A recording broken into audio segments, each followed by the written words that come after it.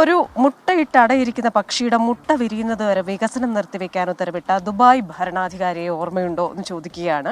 സമാനമായ ഒരു കാഴ്ച അങ്ങ് കാസർഗോഡ് പാണത്തൂരിലുമുണ്ട്. അതെ, വീട് പണി നിർത്തി വെച്ചിരിക്കുകയാണ്. കുഞ്ഞുങ്ങൾ പറക്കുന്നത് വരെ, അത് മുട്ട വിരിഞ്ഞ് കുഞ്ഞുങ്ങൾ പറക്കുന്നത് വരെ വീട് പണി നിർത്തി വെച്ചിരിക്കുകയാണ് കുഞ്ഞഹമ്മദും കുടുംബവും.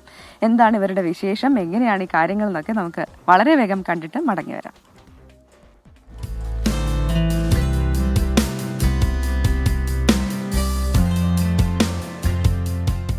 ചാപ്പക്കാൽ കുഞ്ഞഹമ്മദിന്റെ നിർമ്മാണം പുരോഗമിക്കുന്ന വീട്ടിൽ വന്നാൽ ഒരു മനോഹരമായ കാഴ്ച കാണാം. വയറിംഗ് ജോലി പുരോഗമിക്കുന്നതിനിടെ ഒരു പക്ഷി കുടുംബം സ്വിച്ച് ബോർഡിനെ കൂടാക്കി മാറ്റി.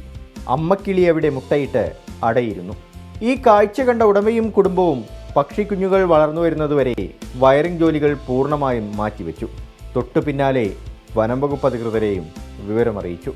അല്പ ദിവസത്തെ കാത്തിരിപ്പിനൊടുവിൽ മുട്ട വിരിഞ്ഞ് കിളിക്കുഞ്ഞുങ്ങൾ പുറത്തു വന്നു. ഒന്ന് വന്ന് 4 കിളിയായിട്ട് അത് തിരിച്ചു പോകുന്നു.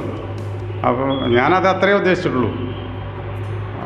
അതിനെ പിന്നെ ഞാൻ ഈ റൂമിലേക്ക് അധികം ആൾക്കാരെ വരാതെയാക്കി.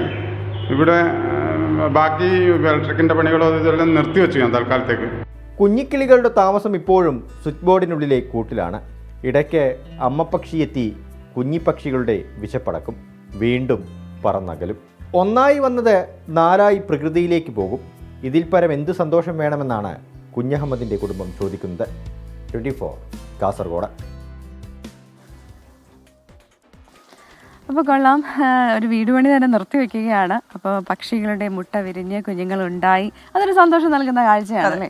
മനുഷ്യർ മാത്രമല്ല, എല്ലാ ജീവജാലങ്ങൾക്കും ജീവിക്കാനും അവരുടെ സംഖ്യ വർദ്ധിപ്പിക്കാനുമുള്ള അവകാശമുണ്ട് എന്ന് തിരിച്ചറിഞ്ഞ അങ്ങേക്കും കുടുംബത്തിനും അഭിനന്ദനങ്ങൾ.